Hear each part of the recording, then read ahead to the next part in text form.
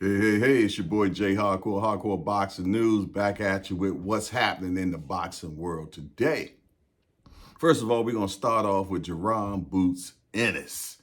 Jaron fought last week, and he got a 12-round decision for the first time. Well, I don't say for the first time, but for the first time in a long time. He didn't knock his opponent out. And that's what he normally does. He normally, knocks his opponent out. But his opponent was not trying to be knocked out whatsoever. And he stayed moving the whole 12 rounds. I was impressed with the young man's stamina because the way he started is definitely the way he finished. So I was impressed with that. And Boots was being interviewed actually for the first time since then. And the interviewer, Jamil from YSM Media Sports, asked him, how do you rate yourself from the last fight? And he said, you know what, it was definitely some things I need to improve on. One of the things he said that is he needs to cut the ring off more, which was one thing that would have definitely slowed Karen down. And he also said that he feels though that he should have listened to his corner more and he should have went to the body. And I think if he had did all those three things, I feel though he probably would have stopped Karen that night. So I'm glad that he is actually went over how he felt about the fight and thought about the things he needs to improve on, because I'm pretty much sure that him and Bozy is going to be in the lab correcting all these things. And matter of fact, Boots was back in the gym this week already. So, I mean, the kid is a gym rat, and he's only going to go upward. So I'm not worried about him whatsoever. Another thing that was asked was about Earl Spence and Keith Thurman. And Jamil asked him, who do you favor in that fight? And without a doubt, Booth said, Spence stops Thurman. I was like, wow. He said Spence will stop Thurman. And he asked him why you feel that way. And he said that he feels though that Thurman is getting older and he will not be able to take the pressure that Spence will put on him. And I totally agree with that. I always said that if they fought, Spence was really going to go to his body badly. And it's not going to work out good for Thurman. So that's my prediction is where I feel though that Spence stops him to the body. Moving forward in the world of boxing, we got Anthony Joshua trending this week. Lately, there's been a lot of rumors about Anthony Joshua actually taking on Derrick James as his trainer. And I think that will be great, to be truthfully honest, because Derrick James seemed like every fighter that he touched turns to gold. So if he gets Joshua, it would be bittersweet for me because I always thought that Wilder should have went to Derrick James when he was looking for a new trainer. So, I'm not happy about Joshua going there because, I'm a Wilder supporter, and I feel though that if Joshua goes to Derrick, that'd just be a little notch in the belt just to help him beat Wilder. But I don't know. One thing about Wilder, he got that equalizer, and he laying that hand on you, you're going down.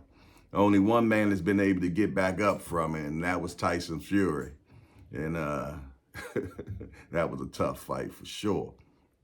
Well, Derrick James, as you know, he was nominated as Trainer of the Year for 2022. And if Joshua chooses him, he's going to be around good company because Derrick James has Spence, he has Jermell Charlo, he has Frank Martin, and all of them are doing well. You got Jermell Charlo as being undisputed in the 154 division. You got Earl Spence in the 147 division with 3 belts unified. And you got Frank Martin coming up the middle real fast. Definitely had a good outing against Riviera last couple of weeks ago, Rivera. And I'm looking for nothing but good things from Frank Martin. So we're going to see what happens with that, because they say that Joshua first fight's supposed to be April 1, April Fool's Day. How about that, right? So we'll see who that will be against. They have talked about a few people. I think one person, they say it was Jermaine Franklin, and Jermaine Franklin just had a good outing against Dillian White, and a lot of people felt though that he won that particular fight. So for him to go against Jermaine Franklin, I say that'd be a good fight for him. Who knows? Franklin might beat him. You never know in this boxing game. Anything is possible. Moving on in the boxing world today. F.A. Ajagba will be fighting tonight. He will be fighting Stephen Big Shaw. I'm looking forward to that, man, because I think we're going to get an upset tonight. I feel, though, that Stephen Shaw is going to beat him. I think he's going to outbox him, and he's going to win by split decision. F.A., you know, one thing about him, he believes in his power. He believes into just laying that wood on you and just knocking you out. But sometimes you can't knock everybody out. And he found that out when he fought his last person, Sanchez, where Sanchez beat him. You know, and he said the reason why Sanchez beat him because he said he was following Sanchez around the ring. And he said he's definitely not going to do that this time.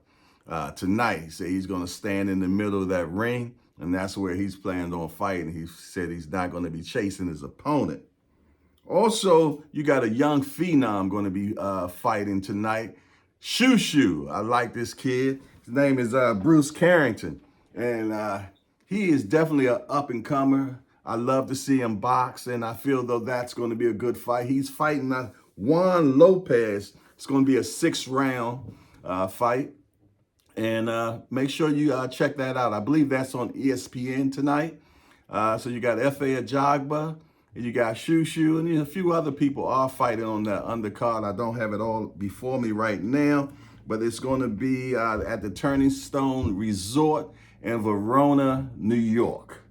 Well, this your boy Jayhardcore, giving you what's happening in the world today. And other than that, I'm out of here. I hope you all have a great night tonight. Peace out.